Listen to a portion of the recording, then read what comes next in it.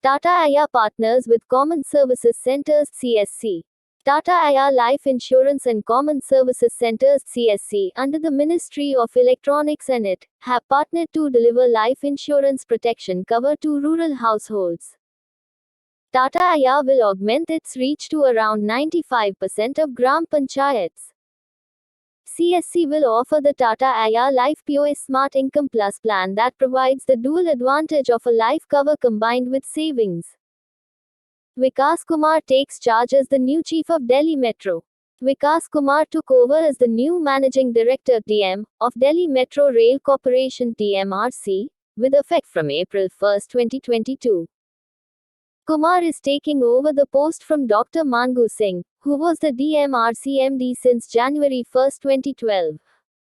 An officer of the 1988 batch of Indian Railway Traffic Service (IRTS), Kumar worked with the Indian Railways in various capacities before joining DMRC in September 2004. Centre extends foreign trade policy by another 6 months till September 30. The Directorate General of Foreign Trade (DGFT) has extended the existing Foreign Trade Policy (FTP) 2015-20 by another 6 months till September 30, 2022. The FTP is an elaborate policy guideline and a strategy to promote the export of goods and services. The existing policy came into force on April 1, 2015, and was valid for 5 years.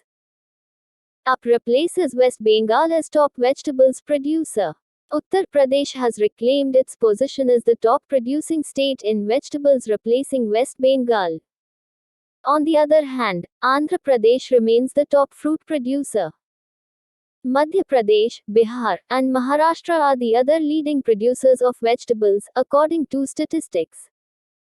Vegetable production in UP is expected to be 29.58 million tons (MUT) in the 2021-22 crop year July to June. Mahesh Verma appointed as NAB chairman. Dr. Mahesh Verma has been appointed the new chairman of the National Accreditation Board for Hospitals and Healthcare Providers (NAB). He is the Vice Chancellor at Guru Gobind Singh Indraprasth University.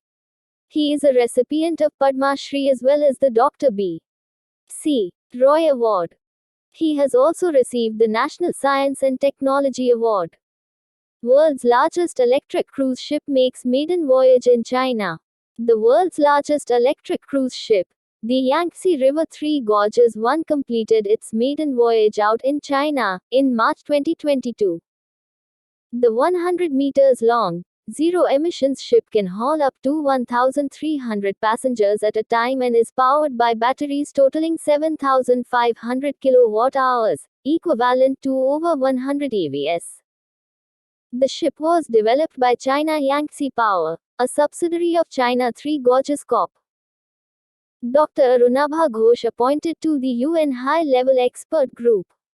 UN Secretary-General (OACUT) Neo Guterres has appointed Dr. Arunabha Ghosh to his new, high-level expert group on net zero emissions commitments of non-state entities. The group will help in developing stronger and clearer standards for net zero emissions pledges by non-state entities. Dr. Ghosh will be among 3 Asians and the only South Asian serving on the expert group. UNHRC appoints Ian Fry as climate change expert. The UN Human Rights Council (UNHRC) has appointed an expert on climate change and human rights for the first time. The new position was formally created by UNHRC in October 2021. The first to hold the post will be Ian Fry. Fry, who teaches environmental policy part-time at an Australian university, was one of 26 candidates for the position. The appointment is for 3 years. Pixel launches its first satellite Shakuntala aboard SpaceX. India or space tech startup Pixel has successfully launched its first commercial satellite called Shakuntala with SpaceX S Falcon 9 rocket.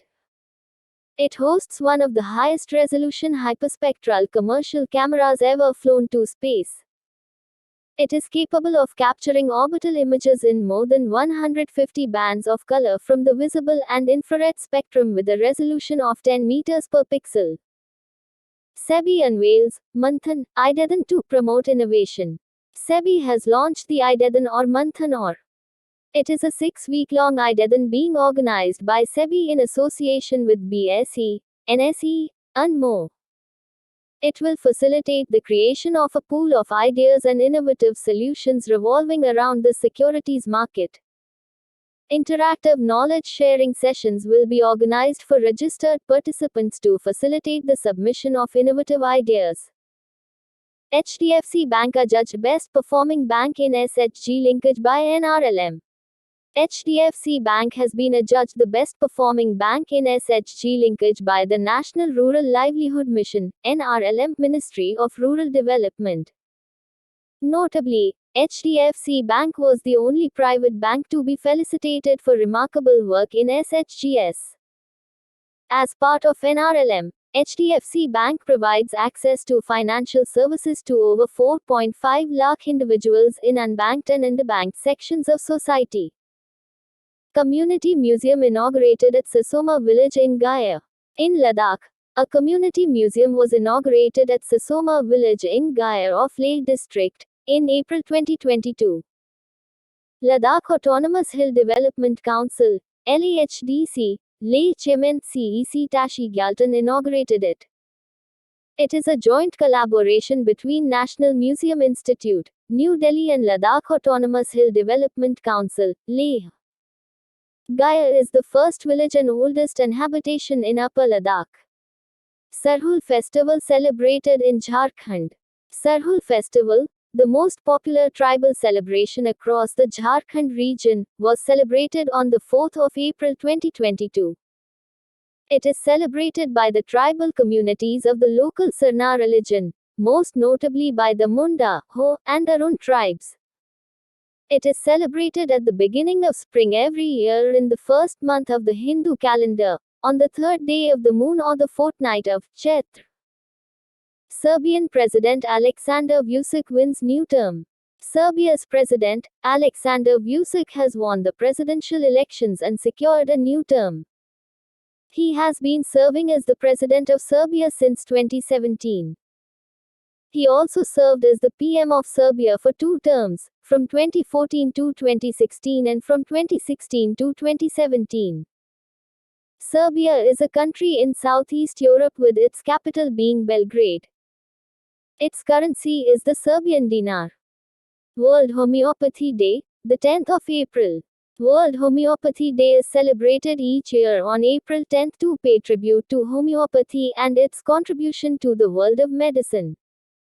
The day is observed on the occasion of the birth anniversary of German physician Dr. Christian Friedrich Samuel Hahnemann, the founder of homeopathy.